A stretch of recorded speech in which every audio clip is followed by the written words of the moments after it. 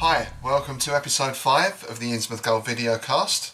We're back in the Hyborian age this time, and we're looking at the recent release Robert M. Price's Temple of the Black One, a new Conan story.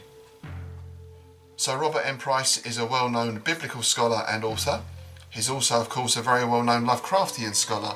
He was editor of Crypt of Cthulhu fanzine, and he's also helped put together many Cthulhu mythos anthologies, especially the Calcium series from a few years back. He has a podcast as well that was running up until a couple of years ago, the Lovecraft Geek, which is well worth listening to. I'll put the link in the notes below. Of course, like many Lovecraft fans, he also has an interest in Robert E. Howard and has also done a lot of scholarly work on that writer as well. So I guess it's quite natural that as a writer at some time he'd want to turn his attention to doing an homage to the Conan stories. This, I guess you describe as a novella or a long short story. It's 44 pages long. In the intro, Price explains the background to it, that this was basically a synopsis for a novel that he pitched to L. Sprague de Camp, and it was to be one of the Tor series of Conan novels.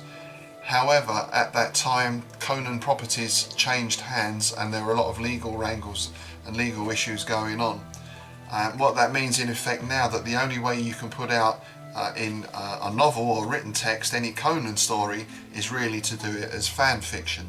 So that's what is done here. This is produced purely as fan fiction at cost price, and that's as far as you can go with writing any new Conan stories these days, as far as I can tell.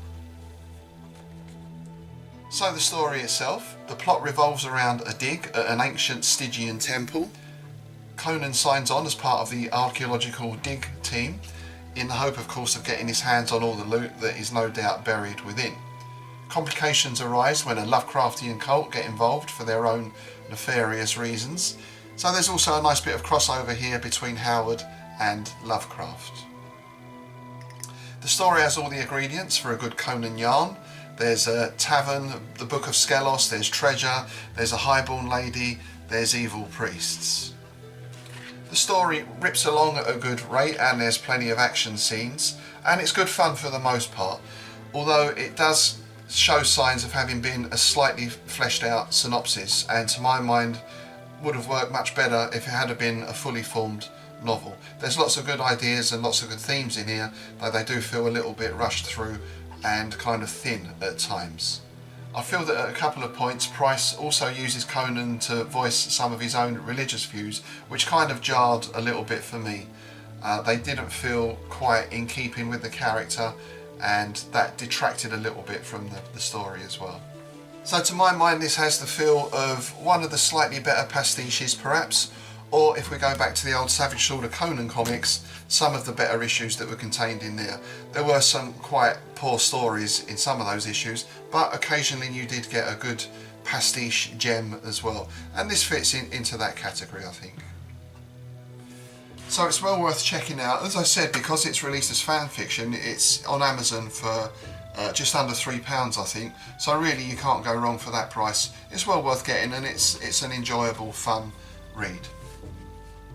If we're talking pastiche Conan, then to my mind nothing is obviously as good as the real thing, but if you are going to go for pastiche, there's a couple that I would recommend.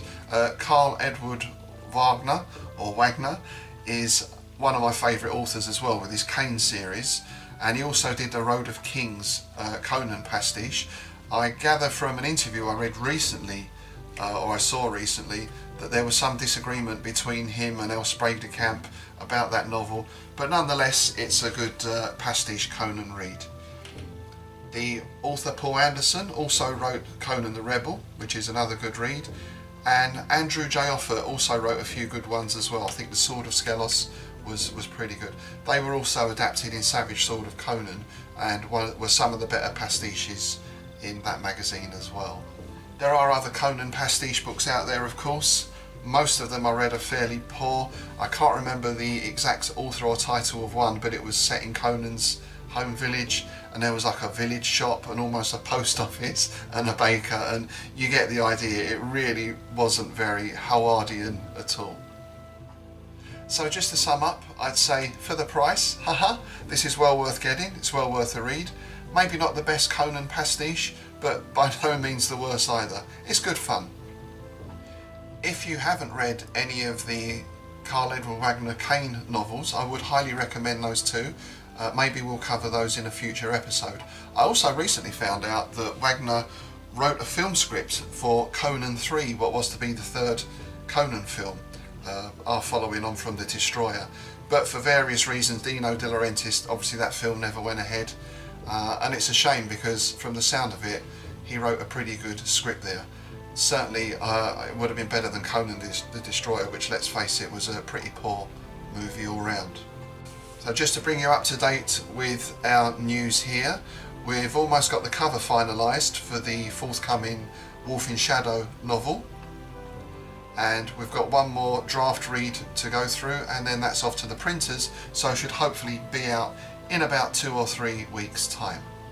As always, if you like the video cast, please subscribe, please share on Facebook and social media.